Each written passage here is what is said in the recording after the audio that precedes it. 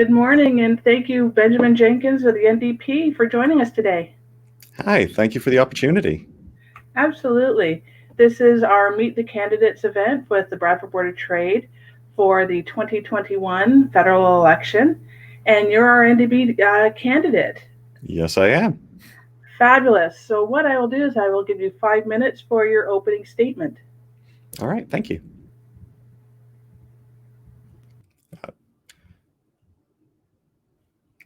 So let me start by saying hello and thank you to the Bradford Board of Trade for this opportunity. I'm here to speak with you today as a candidate, but I'm also here to speak with you today as a worker, as someone who knows what it's like to put in the hours. In doing my research, I have walked in the door some mornings at 9 and not left until 5 a.m. the next day. All good things in this world are produced by labor, by work, and by effort. Whether it's the roof over our heads, the food we eat, even the electronic devices we're using right now to record this interview, none manifested fully formed, waiting for us to take them. It took work. For all the work we do, for all the hours we put in, our society should be a paradise. In the 1920s, with the rise of automation, which allowed people to do in an hour what they normally could only do in 20, we had predictions that people would reap more and more reward while working fewer and fewer hours, yet wherever we look, that's not the case. I've spoken to people in our riding who work their 40 hours a week and still struggle to keep a roof over their head. I've spoken to people in our riding who spend more than a third of their income on rent alone. I'm one of them. And we see over and over marginalized people, indigenous people, people with disabilities, people in the queer community who have been either excluded from participation altogether or denied the opportunity to live with the dignity they deserve. The NDP is here to work with you to correct those injustices. As we face a climate crisis that is arriving as we speak, we will end corporate welfare for mega corporations who have polluted our planet, halt subsidies for oil and gas, and use that money to reduce costs for everyone and build a better world. If elected, I will fight to bring more affordable housing to our communities. I will fight to make sure that the jobs we create as we electrify Canada's industry and transportation are union jobs, which bring not just a living, but a dignified wage and a guarantee of a pension. We will double the Canada Community Building Fund, giving our municipalities the funds they need, not just to electrify, but to expand public transit. We will expand Bill C-28, making a clean environment a right for all people in Canada. And I will work to add a right for citizens to petition the federal government for impact surveys, because everyone should know exactly what will happen to the place they live in. My name is Benjamin Jenkins. I am the NDP candidate for York Simcoe, and I promise to fight for you, fight for our environment, and fight for our communities. Thank you. Thank you so much. Now we will get into our questions, which were submitted by members of the public in Bradford, West Gwillimbury. If you could read the question out loud, and then you will have 3 minutes for your response. Alrighty. Question 1. National universal dental care and pharmaceutical programs have been proposed for those without insurance. Where do you stand on this issue? Explain your decision, and how would you fund such a program? That's a good question. So the NDP platform includes an expansion for all forms of medical care, pharmacare, so that when you go to the pharmacist, you don't have to, you pay with your health card, not with your wallet. It eliminates copays, eliminates insurance premiums, everything like that. As well as an expansion for coverage of dental care, an expansion for mental health care, and an expansion for optical care. So everything around your head, shall we say.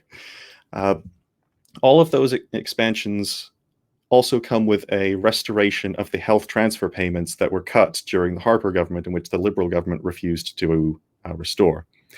Now, as for where that funding comes from, the NDP has been watching what has happened during the COVID pandemic. We've been watching what's been happening with people in our communities, seeing their businesses struggle, seeing them shutter, while large companies like Amazon and other mega companies like Walmart have been getting ludicrously wealthy.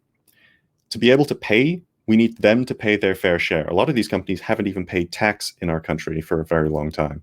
And if we're going to afford to make our society even slightly more just, we need to start by making sure that they pay what they owe while they profited while everyone else suffered. I think that's a good answer. Fantastic. Thank you so much. Our next question is in regards to mental health care. Question 2. The need for mental health care has increased dramatically over the pandemic. High costs and incredibly long wait times are deterrents to those needing care. Where do you stand on a national program to support Canadians? So that is an excellent one. Obviously, mental health care has been something we've needed long before the pandemic came along. We've always had people in our community struggling with some kind of mental health need or mental health crisis that has badly needed addressing. And the pandemic has only further exposed those problems. I personally believe that something we need more of is psychologists in particular. Psychologists are diagnosticians who can provide a detailed insight into what particular problems Canadians are suffering from. Other countries like the UK have started implementing patchwork care systems where they provide access to, say, dial-in to crisis line workers or social workers who I don't want to disparage them in any way. Social workers can provide treatment. They do excellent jobs. They are a valuable and important part of our healthcare system, but we need more diagnosticians. As far as how we would go about tackling it, I think I've largely mentioned that already. The NDP platform includes an expansion for funding so that people will be able to access mental health care more cheaply using their health card rather than their wallet. Yes.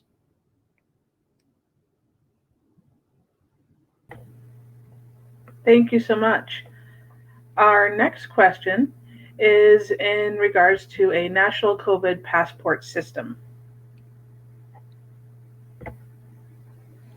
Question 3. Are you in favor of a national COVID passport system? Please explain your position.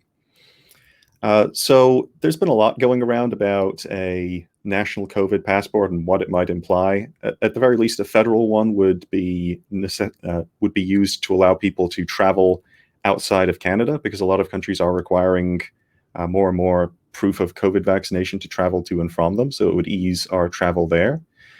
Personally, I think it's a useful tool. The NDP has backed providing a federal COVID passport. And there's a lot of people who are worried about that, and I do understand those worries. Requiring any kind of documentation from your citizens is something a government should only do when it is absolutely necessary. But I also have to say, I grew up in Ontario, and like any of you who attended school in Ontario, there was a requirement for vaccination and there is a requirement for vaccination for 9 different potentially contagious diseases, including polio, for any student attending Ontario school. So it's not an unprecedented idea for a government to demand or provide, in this case, a vaccine recognition system, because we already have one. We already require one. I was required to be vaccinated to go to school. I was required to provide proof of vaccination to go to school. And COVID is much more contagious and much deadlier than polio. So if we have the logic requiring us to do one, and we have accepted that without any major issues for decades now, we have to extend it naturally to the current situation that we face. Thank you. Thank you so much. Our next question from the public is in regards to high-speed internet and telecommunication options and the rates. Question 4. The pandemic highlighted the need for high-speed, reliable, accessible, and affordable telecommunications options. Internet access is an essential service. Canada ranks as the least competitive country in terms of rates. What do you propose to address this? So that's a fine point. Canada has essentially only really 2 major telecoms at the moment. And while we do have a strong set of protections on the CRTC, it's clearly not enough. We need, especially in a riding as rural as ours, we need high-speed internet access. as people, especially for farmers, especially for anyone who's attending school. And without it, a lot of people in our community are being left behind. So it is a vital issue. At the moment, though, and for the past however many decades, the typical plan for dealing with how to get internet and telecoms out to rural areas is, let's give the telecoms more money. Let's subsidize and pay for their expansion so that they can reap profits from these communities, which is quite unfair. You're asking people to pay for an expansion that they then have to keep paying for. It makes more sense for some kind of crown corporation alternative. In many cases, municipalities can even set up their own telecoms and internet providers. I know that there was at least one in our riding until recently, I believe. I think it's shut down now. But municipalities, through things like the Canada Community Building Fund, which the NDP has vowed to double if we are put into office, through things like the Canada Community Building Fund, those municipalities can build their own ISPs, which means that their residents can get extremely good rates. So we can keep rates lowered to essentially as minimal as possible, while also building and maintaining that infrastructure there and giving them democratic control over the development of that infrastructure. Meanwhile, at a national level, the NDP plan does also include caps on what rates will be available for things like high-speed internet and phone provision. So yes, we would like to see more high-speed internet out into every community in Canada, and we believe that the best way to do that is by giving people the funds they need to start up their own crown corporations within municipalities and provide the service that works best for them. Thank you. Thank you so much. Our fifth question is in regards to affordable housing. Question 5, affordable housing. What will you do as our federal representative to address the skyrocketing cost of homes and lack of affordable housing and rental options? So this is a very common issue. It's one I probably hear about more than almost any other. It's second only to climate change. It's brutal. As I mentioned in my opening statement, I've been hearing from people who live on fixed incomes who are worried that they're going to lose their house. I've been hearing from people who do work 40 hours a week. They work full time, and they're not sure if food or rent are going to be what they pay for this month. It's just not a sustainable system that's left us where we are. And to get away from this problem, we need to start thinking about housing as a human right, a human necessity, rather than as a commodity. Now, in the near term, how do we solve this problem today? The NDP platform includes plans to build 500,000 new units of affordable housing, half of that within the next 5 years. That will help a lot of families. It will bring down the demand for homes within Canada by creating more housing. It'll cool off the market a bit, and it will help affordability rise. It will help our community get back to where it should be. And it will be done primarily by mandates for new construction. So new construction will have to include a certain number of affordable housing units, as well as working with co-ops and nonprofits so that they can get on building housing that is built for people rather than as a commodity. But this is not a problem that can be solved just by building more housing units. And so in the long term, we need to start adopting something like the Vienna model, where we will maintain a good stock of affordable housing relative to the population so that as many people as possible have access to it, and therefore we bring down the prices and stop seeing housing as a major investment by speculators who are just trying to make a quick buck, and instead something that we build up to try and give people a place to live, a place they can call their home. Because at the end of the day, the goal is to have as few people renting as possible, as many people owning their home as possible. Because living with the burden of knowing that a landlord could raise your rent at any time, or just sell where you live out from under you because they found someone who will pay them more, that's not something anyone should have to live with. So that's the long-term goal, making sure that everyone has a place that they can call home and they know they are safe in. Thank you. Thank you so much. Our sixth question from the public is in regards to the post-COVID recovery. Question 6. What does your post-COVID recovery look like, and how will it apply to York Simcoe?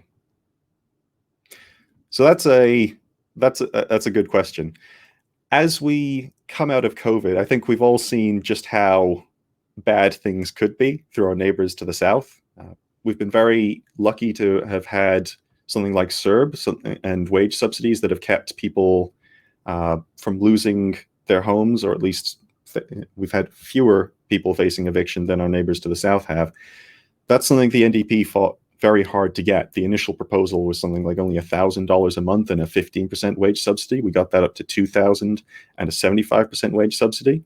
And I think everyone would do well to take a moment to think about, could you have lived on $1,000 a month? So going forward into our recovery, Canada's household debt, except for mortgage-related debt, is lower than it's ever been. So we're in a good place to keep moving forward, but we do need to build on that momentum. How we go about doing that is by fighting climate change and by providing affordable housing. Nice thing about all of these problems is they're all interrelated. They all share very similar causes. So when we start building more affordable housing, a lot of people who work in Bradford are, well, in New York Simcoe in general, are in the construction industry. That's a lot of new housing that is going to need a lot of people working on building it. We also have plans to expand public transit. The NDP is going to be funding enormous expansions in public transit and helping provinces fully electrify, and municipalities fully electrify public transit and expand it. A lot of people, especially further out on the eastern side of our riding, have seen what happens as public transit shrinks away. Now, obviously, that was due to COVID, but we have communities where they only have one bus moving in and out. And people who are living with disabilities, people who are living with, who are not able to drive for whatever reason, people who just can't afford a car, that means that their lifeline to the outside world has been effectively cut. We need to fix that, and we need to expand it so that we have a better and stronger public transportation system. That will also obviously create a lot of jobs. Now, when it comes to saying we create jobs, every government talks about creating jobs, but something I've brought up previously in the housing issue is a lot of people work their 40 hours a week and they still can't afford to keep a roof over their heads, and that should never be the case. We want to make sure that workers keep more of the value they create, because everything valuable is created by work, and the people who do that work are the ones creating that value. They should keep more of that. So we're going to make it easier for people to form unions. We're going to make it easier for people to join unions. We are going to end back to work legislation, and we're going to prevent scab working so that unions have a stronger seat at the collective bargaining and get their members more of what they deserve. Thank you so much. Our seventh question is in regards to worker health and safety.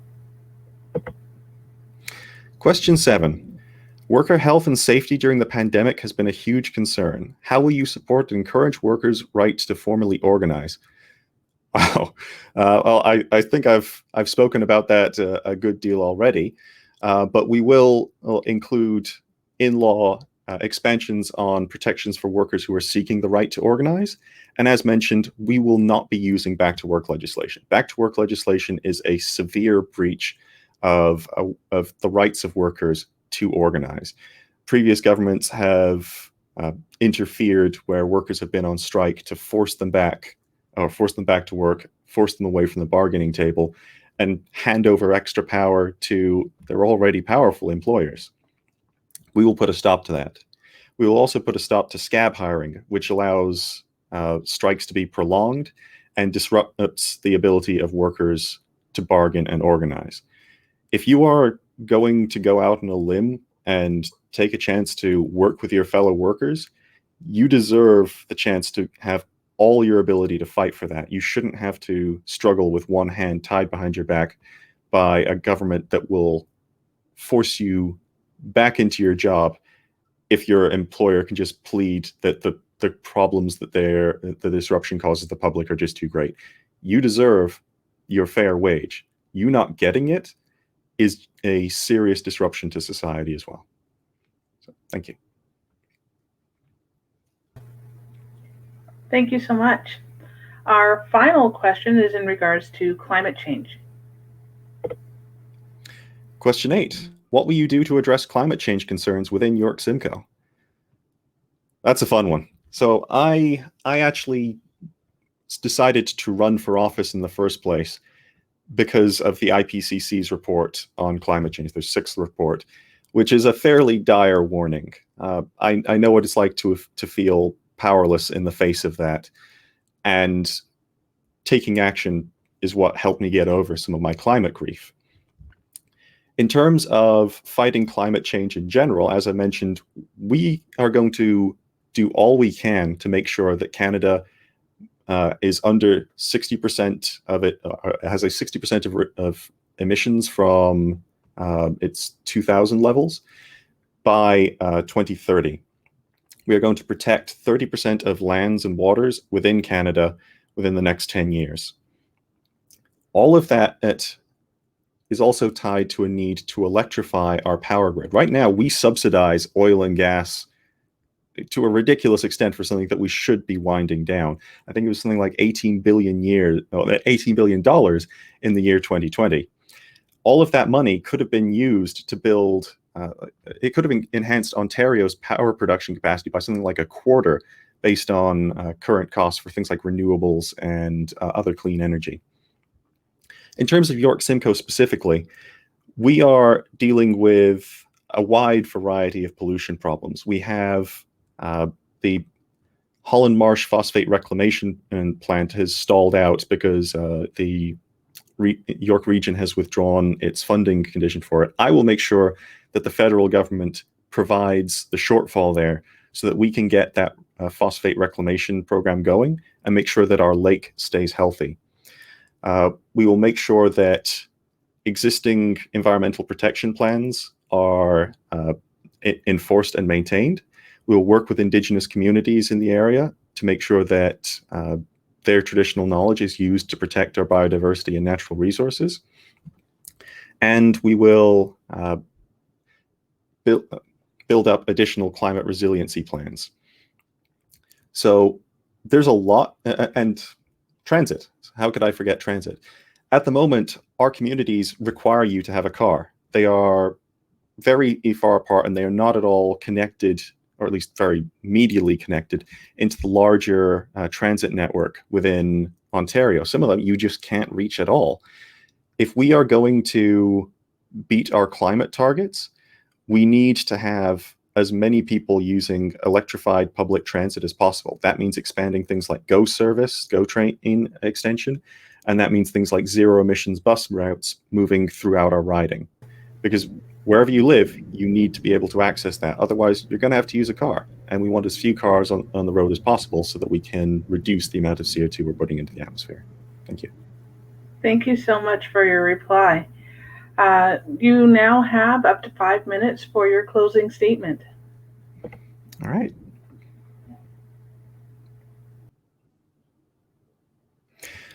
So I want to start by saying again, thank you for the Board of Trade for this opportunity to speak. I want to start by saying as well that I understand how a lot of you might be feeling. We face some monumental problems going into the future. We face an oncoming climate crisis while we are still struggling through a pandemic. We face rising inequality where billionaires in Canada have gained many, many more billions, while the average person has seen their food prices rise about 30%. We've seen climate catastrophe turn our prairies into deserts and break asphalt and melt wires in our cities out west.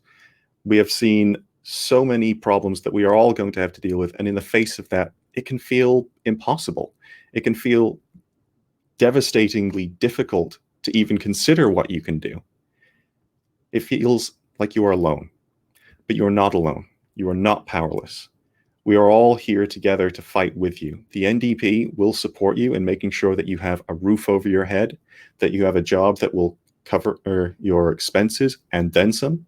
We will make sure that anyone who seeks to better their life can access higher education without having to sink themselves deeply into debt. We'll make sure that our elderly and people struggling with disabilities have a security and a guarantee of a life that is worth living. We will make sure that our Indigenous communities are respected as partners and worked with rather than treated as obstacles to natural resources or pawns in territorial claims. You are not alone. You are not powerless. The most powerful thing you can do is stand up and realize that you are surrounded by people who believe in a better world just like you do. I ask you to join with us. On the 20th, I ask for your vote, but more than that, I ask that you join in and keep on this feeling of working for something better and carry it past the 20th and into every day thereafter. You deserve a better world. You deserve change, and you can have it. The people who tell you that it's impossible, they are the ones who are sitting on the top of the heap right now and don't want things to change, but they can. Power never yields willingly, but it can be made to by a concerted effort by the people to come together and work for change. I'm Benjamin Jenkins. I'm your NDP candidate for York Simcoe, and I will fight for you, fight for our communities, and fight for our environment. Thank you. Thank you so much, Benjamin, for joining us today for our Meet the Candidates event for the 2021 federal election. Best of luck. Thank you very much. Thank you for having me, and thank you for hosting this. You're very welcome. Have a good one.